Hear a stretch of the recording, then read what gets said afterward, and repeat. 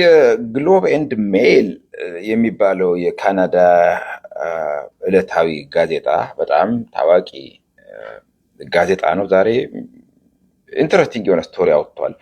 ኦፍኮርስ ለብዙዎቻችን ኢትዮጵያውያን ብዙም ላይገርመን አዲስ ላይሆንብን ይችላል። በተለይ አገር ቤት ላላችሁ ሰዎች ኤቭሪዴይ የምታልፉበት ነገር ስለሆነ ብዙም ኢምፓክቱ ውጤቱ ብዙም ላይሰማችሁ ይችላል። በተለይ ግን አሁን በስደት ላይ ላሉ ካናዳ ውስጥ ሜይ ቢ ከካናዳም ውጭ አሜሪካ ደግሞ ላሉ ሰዎች በጣም የሚጠቅም እትም ነው። ዶኪመንት ማስረጃ ነው።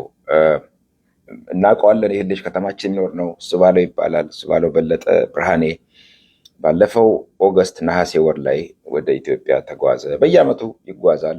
እዚህ ግራውንድ ቴክኒሽያን ነው ኤርፖርት ቶሮንቶ ዓለም አቀፍ አውሮፕላን ጣቢያ ኤንድ አይ ሆፕ ኢንጂነሪንግ ባክግራውንድ ያለው ልጅ ነው። አብሮ መስመር ላይ አልፎ አልፎ መስመር ላይ ቅምቀማ አንዳንዴ ወጣ ስንል እንገናኛለን። ኤንድ ሰላማዊ ጥሩ ዜጋ ነው። ኦፍኮርስ ኦብቪየስሊ ፖለቲካ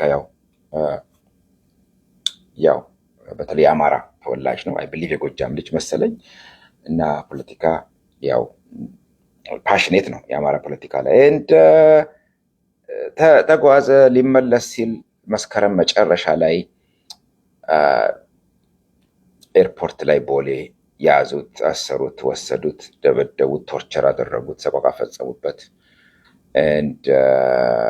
አሳዛኝ ነው። የፋኖ ደጋፊ ነህ፣ ገንዘብ ይዘህ መተህ ልታከፋፍል ምናምን ብለው አይ ቲንክ ስቶሪው ላይ አልወጣም። የዚህ የግሎብ ኤንድ ሜል ላይ ግን ባክግራውንድ ኢንፎርሜሽን እንደነገሩ ከሆነ የቤተሰብ ውስጥ ግጭትም አለ መሰለኝ። ጥቆማ የሌላ ሰው አለ። የውሸት ፋብሪኬትድ የሆነ ምንም የሌለበት ልጅ ቤዚካሊ ከ6 ዓመት በፊት ስብሰባ ነበረ። እዛ ስብሰባ ላይ አስተያየት ሰጥቷል ስለ አማራው ግፍ፣ ጭቆና፣ በደል ኤንድ በሰጠው አስተያየት በተናገረው ንግግር በተቃውሞ ምክንያት ነው ሎፉል የሆነ ካናዳ በተቃውሞ ምክንያት ነው ያሰሩት። ኤንድ ብዙ ጊዜ አብይ ከመምጣቱ በፊት እዚህ አገር ተቃውሞ የሚያሰሙ ሰዎች እነሱም ቤተሰቦቻቸውም ታርጌት ሊደረጉ ይችላሉ የሚል አንደርስታንዲንግ ወይም ፓብሊኬሽን ማስረጃዎች ነበሩ የኢሚግሬሽን ኤንድ ሬፊጂ ቦርድ ኦፍ ካናዳ ጋር። አብይ ከመጣ በኋላ ነገሮች ተለውጠዋል፣ የለም የታለ የሚል ብዙ ሰዎች ምንም አትሆኑ ምንም አይደርስባችሁም የሚል ውሳኔ ይወሰንባቸዋል እና ጋፕ ነበር፣ የማስረጃ ጋፕ ነበር። ስ አርቲክል ያን ጋፕ የሚሞላ ነው። አይደለም ኢትዮጵያዊ ዜጎች ኢቨን ካናዳዊ ፓስፖርት ያላቸው ሰዎችም ኢትዮጵያ ገብተው በሚያደርጉት ተቃውሞ እዚህ ውጭ ሆነው እንቅስቃሴ ምክንያት በሐሰት ፋብሪኬትድ በተፈበረከ ክስ ምክንያት ሊታሰሩ ይችላሉ። እኔ 2-3 ነገሮች፣ አንደኛ የኢትዮጵያ መንግስት ብልጽግና ሪሰንትሊ ከዳያስፖራ ጋር በተያያዘ ኢቨን ቀብራችን እንኳን አስቀልታችን ዳንኤል ክብረት የተናገረውን ሰምታችኋል። በትልቅ ጸብ ያለች በዳቦ ከዳያስፖራ ጋር ለምንድን ነው? በአንድ በኩል ቱሪስት ያስፈልገናል፣ ኢንቨስትመንት ያስፈልገናል። አገሬው ኢትዮጵያዊው ኮንፊደንስ ኖሮት ነፃነት፣ ሰላም ተሰምቶት ሄዶ ኢንቨስት ካላደረገ ዘመዶች ይረዳሉ፣ ቤተሰቦች ይረዳሉ፣ ሀገር ይረዳሉ ብሎ የውጭው ሌላው ዜጋማ ምን ብሎ ነው ኢንቨስት የሚያደርገው? እና ከዛ አንጻር ራሱ እንዴት እንደማያዩት ነው እነዚህ ሰዎች ድንቁርና። ሁለተኛው በጣም ያሳዘነኝ ያናደደኝ ፍርድ ቤቶች፣ የኢትዮጵያ ፍርድ ቤቶች እኔ አይዶን ነው እንዴት አድርጌ እንደማስረዳው ይሄን ነገር። አንድ ሰው ቶርቸር ተደረግኩኝ፣ ተደበደብኩኝ፣ ቀጠቀጡኝ ብሎ ሲናገር ቀጠሮ ለዛሬ 1 ወር ቀጠሮ ይቀጠራል። እስቲ ምርመራ ይደረግና ማለት አንድ ወሩን እኮ ይደበደባል፣ ይቀጠቀጣል ያሰው ማለት ነው።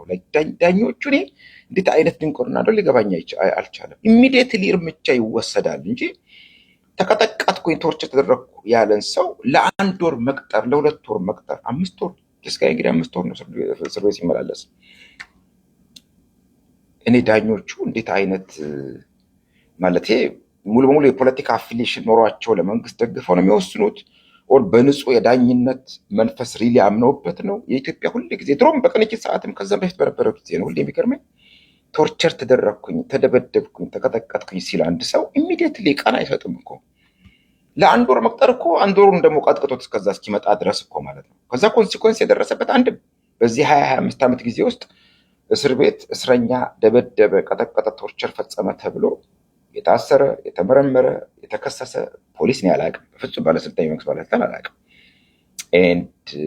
በተለይ በዚህ ጉዳይ ላይ ዳኞቹ ገለልተኛ ሆነው ኢንዲፔንደንት ሆነው ስቶፒት ማለት ሲገባ እስረኞችን ፕሮቴክት ማድረግ ሲገባቸው በቀጠሮ ላይ ቀጠሮ መስጠት ለመወሰን እንደገና አይቶ ጉዳዩን መርምሮ ሌላ ቀጠሮ ሪዲክለስ በጣም ሪዲክለስ። እንደዚህ አይነት ዳኞች ሎ ስኩል ገብተው የተመረቁ ናቸው። እንደዚህ ዳኞች በጣም ያሳዝን ነው። አቶ ቴዎድሮስ ምህረት የተማረ ሰው ይመስለኝ ነበረ፣ ግን በተጋጋሚ እንደተናገርኩትኝም ከስራ አስፈጻሚ የኤግዜኪቲቭ ብራንች መንግስት ጋር የሚርመጠመጥ ሰው ግድብ ሲመረቅ እዛ ነው፣ ሎጅ ሲመረቅ እዛ ነው፣ ፓርኪንግ ሎጅ ሲመረቅ እዛ ነው። አንድ የጠቅላይ ፍርድ ቤት ፕሬዝዳንት ከጠቅላይ ሚኒስትሩ ጋር ከምክር ቤት አባሎች ጋር እነ ታገሰ ጻፈው ጋር ሁል ጊዜ እዛ እየሄደ ራት፣ ምሳ፣ ቁርስ አብሮ የሚርመጠመጥ ከሆነ ነፃነቱን ያጣል፣ ገለልተኛነቱን ያጣል፣ ኢንዲፔንደንሱን ያጣል። ይህን እንዴት ማሰብ እንደተሳነው አላውቅም። ሁል ጊዜ ቪዲዮ ላይ እንመለከተዋለን። ለዳኞቹስ የሚልከው ለሱ ለሚያዛቸው ወይም እሱ ለሚቆጣጠራቸው ዳኞች አለቃቸው ነው። እሱ ምን አይነት ሜሴጅ ነው የሚልከው? ይህን እንዴት ማድረግ ማስተካከል ያንሰዋል። አንዲት ነገር መስራት ካለበት ዳኛ ህንፃው ላይ ነው የሚያተኮሩት። ህንፃ ገነባን፣ እንደዚህ ያደረግን ምናምን። ህንፃ ቡልሺት። ህንፃ ብቻውን ምን ይሰራል? ህንፃ ይፈርሳል። በድንጋይ ላይ ድንጋይ ቢከመር ምንም መጽሐፍ ቅዱስ ይላል አይደለም? ሳይፈርስ አይቀርም፣ ይፈርሳል። ሪል ተጨባጭ የሆነ ለውጥ በዳኝነት ስርዓቱ ላይ፣ በፍትህ ስርዓቱ ላይ፣ በሰዎች መብት ላይ 2 ዓመት 3 ዓመት በታሰሩና ፍርድ በማያገኙ ሰዎች ላይ፣ ቶርቸር በሚደረጉ ታስረው በሚሰወሩ ሰዎች ላይ ለውጥ መምጣት ነው ያለበት። ፍትህ የሚለካው በሱ ነው። ከዛ በተረፈ የግሎብ ኤንድ ሜል ሪፖርት በጣም አስደስቶኛል። በዚህ ስራ ውስጥ የተባበራችሁትን ሰዎች በሙሉ አመሰግናችሁ እወዳለሁ። የሰብአዊ መብት ኮሚሽን ገርሞኛል። ያልጠበኩትኝን አይነት ውስጥ ፋይንዲንግ ነው ያደረገው። ቶርቸር እንደተፈጸመበት ደምድሟል። ፈጽሞበታል፣ አሳማኝ ምክንያት ማስረጃ አለ የሚል ድምዳሜ ላይ ደርሷል እና ገርሞኛል። ከብርሃኑ አዴሎም አልጠብቀው ፋይንዲንግ ነው፣ አክቹዋሊ ግኝት ነው። ከዛ በተረፈ ጄፍ ዮርክ ነው ከሳውዝ አፍሪካ ይህን ዘገባ የሰራው። ሌሎችም ጋዜጠኞች ተባብረዋል፣ ስማቸው የማይጠቀስ በጣም ላመሰግናቸው እወዳለሁኝ። ከዛ በተረፈ ይሄንን ሪፖርት ሴቭ አድርጉትና ኦልሬዲ ሬፊጂ ክሌም ያላችሁ ሰዎች፣ ወደፊትም የሚኖራችሁ ሰዎች አይ ቲንክ ብትጠቀሙበት በጣም ቆንጆ ማቴሪያል ነው ለማለት ያህል ነው። በፌስቡክ በካናዳ ሕግ ምክንያት ሼር ማድረግ አይቻልም፣ ግን ፒዲኤፍን የተወሰነ ስክሪንሻት እዚህ ላይ አስቀምጥላችኋለሁ። ሊንኩ ከተቻለም ከታች ከቪዲዮ ስር እንደዚህ አስቀምጥላችኋለሁ። በሞፈር ኮፊ ነው ለካ የሰራሁት ነው። በለስ ፎክረው ሚልኪያስን ሞፈር ኮፊ ሃዝ ናቲንግ ቱ ዱ ዊዝ ዲስ ቪዲዮ። በነገራችን ላይ ጀስት በአጋጣሚ ያደረግኩት ቲሸርት ነው። ሙቭ እያደረግን ነው እንደምታውቁት። ኦፊሳችንን ከ526 ሪችመንድ ስትሪት ኢስት ወደ 715 ዳንፎርዝ አቨኑ እየሄድን ነው።